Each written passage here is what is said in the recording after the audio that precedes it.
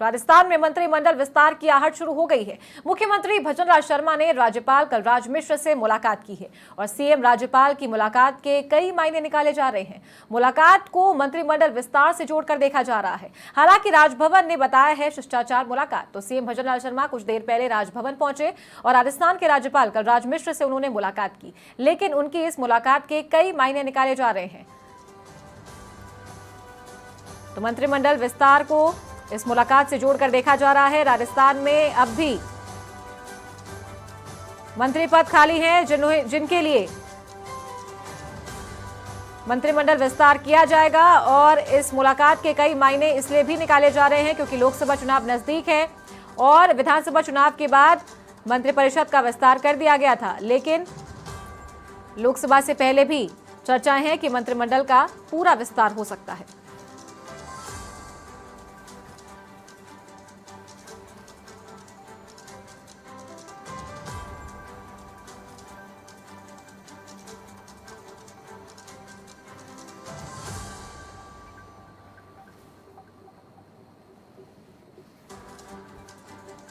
तो मुख्यमंत्री भजनलाल शर्मा ने राज्यपाल कलराज मिश्र से कुछ देर पहले राजभवन में मुलाकात की और इस मुलाकात को राजभवन की ओर से एक शिष्टाचार मुलाकात बताया जा रहा है। तस्वीरें आप देख सकते हैं टीवी स्क्रीन पर। एक तरफ जहां सीएम भजनलाल शर्मा राज्यपाल कलराज मिश्र से मिले और दूसरी तरफ उनका काफिला रवाना हुआ है राजभवन से। तो कई कार्यक्रम आज सीएम भजनलाल शर्मा की भी प्रस्तावित है और ये जो मुलाकात हुई है काफी महत्वपूर्ण मानी जा रही है। और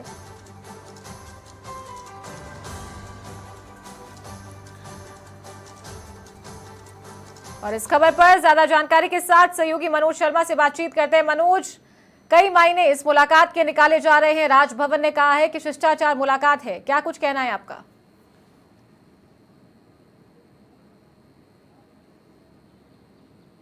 बिल्कुल चारू, बताना चाहूँगा मुख्यमंत्री भजनलाल शर्मा और राज्यपाल कलराज मिश्र के बीच करीब 45 मिनट की एक लंबी वार्ता का दौर चला है और वार्ता होने के बाद मुख्यमंत्री भजनलाल शर्मा निकले हैं और यहाँ से सीएमओ गए हैं। सीएमओ में वहाँ पर प्रशासनिक अधिकारियों की बैठक लेंगे, तमाम विभागों की समीक्षा करेंगे, लेकिन खासकर की अहम जो बात सामने निकल कर आ रही है, जो सियासी माने निकाले जा रहे हैं, खासकर की राज्यपाल कलराज मिश्र और मुख्यमंत्री भजनलाल शर्मा की मुलाकात के जो सियासी मायने निकाले जा रहे हैं वो यही मायने निकाले जा रहे हैं कि प्रदेश में मंत्रिमंडल के विस्तार की कहीं ना कहीं आहट नजर आ रही है। जिस तरह से लोकसभा चुनावों की तारीख नजदीक आ रही है और आने वाले कुछ दिनों में जो आचार संहिता है वो पूरे देश में लग जाएगी और उससे पहले कहीं ना कहीं मंत्रिमंडल का विस्तार है वो होता हुआ नजर आएगा। और कह सकते हैं कोटे के अनुसार करीब 9 पद ऐसे हैं मंत्रियों के जो अभी रिक्त चल रहे हैं, तो उसमें अब 3 नए चेहरे यहाँ पर मंत्रिमंडल में शामिल किए जा सकते हैं। सूत्रों से ये भी जानकारी हासिल हो रही है कि यहाँ एक महिला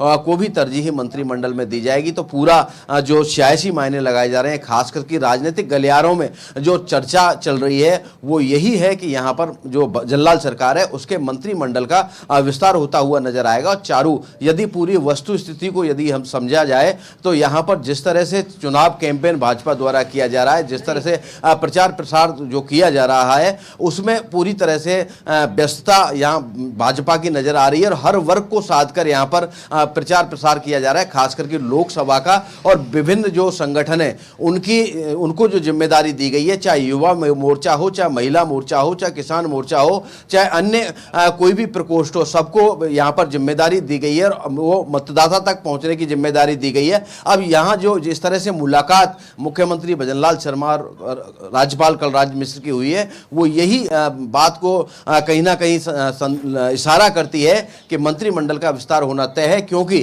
पूरे लोकसभा चुनाव में कोई भी कोर कसर भाजपा द्वारा यह नहीं छोड़ेगी। और सोशल इंजीनियरिंग के जरिए जो कुछ सोशल इंजीनियरिंग जो देखी गई है, सोशल इंजीनियरिंग में जिस तरह से मंत्रिमंडल बनाया गया उसमें कहीं ना कहीं कमी रही है और वो बातें भी सामने निकल कर आई हैं। तो अब ये जो मंत्रिमंडल है वो पूरी तरह से सोशल इंजीनियरिंग के साथ किया जाएगा। जो भी सेहरा मंत्रिमंडल में शामिल होगा वो पूरी तरह से सोशल इंजीनियरिंग के साथ यहाँ पर शामिल किया जाएगा और आने वाले 1-2 दिनों में शपथ ग्रहण समारोह वो भी होता हुआ नजर आएगा। फिलहाल देखने वाली बात इसमें यह है कि जिस तरह से मुलाकात दोनों की जो बताई जा रही है, खासकर की कलराज मिश्र राज्यपाल और मुख्यमंत्री भजनलाल शर्मा की, वो एक शिष्टाचार भेंट बताई जा रही है, लेकिन इसके मायने क्या निकल कर आते हैं वो कुछ समय में पता चल पाएगा। चारू, तो मनोज, जिस तरीके से आपने बताया कि मंत्रिमंडल के विस्तार को लेकर चर्चा की जा रही है, साथ ही एक महिला है जिन्हें मंत्रिमंडल में जगह दी जाएगी, तो क्या कुछ नाम भी हैं जिनकी चर्चा चल रही है मंत्रिमंडल के लिए फिलहाल?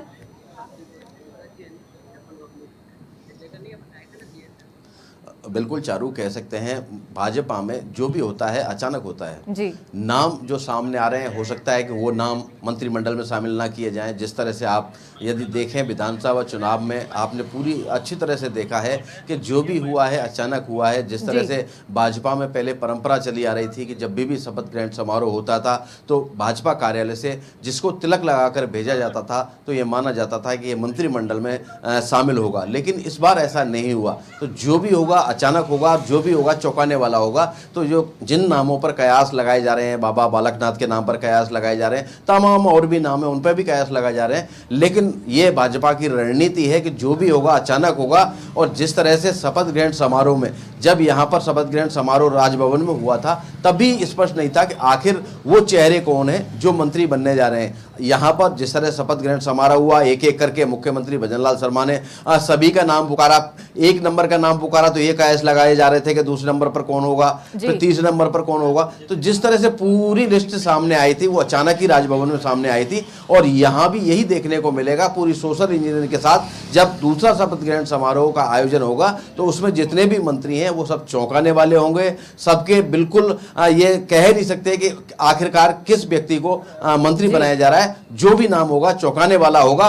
पर यह बात पूरी तरह से स्पष्ट होती हुई नजर आ रही है चारू, कि इस मंत्रिमंडल में न केवल सोशल इंजीनियरिंग को साधा जाएगा बल्कि क्षेत्रवाद को भी साधा जाएगा। जिस तरह से जिन क्षेत्रों से मंत्री कम है मंत्रिमंडल में, जिस क्षेत्र की जिन जिलों की भागीदारी कम है, उन जिलों को यहाँ पर कहीं ना कहीं वरीयता मिलेगी, सोशल इंजीनियरिंग के साथ वरीयता मिलेगी। और जिस तरह से मुख्यमंत्री भजनलाल शर्मा ने कह सकते हैं 3 दशक की जो समस्याएं अटकी पड़ी थी, जो महज 60 दिन के अंदर अंदर सॉल्व किए। खास करके ERCP जो योजना है पूर्वी राजस्थान को चमकाने वाली योजना है, और खास करके शेखावाटी संभाग जो वर्ष 2094 से लेकर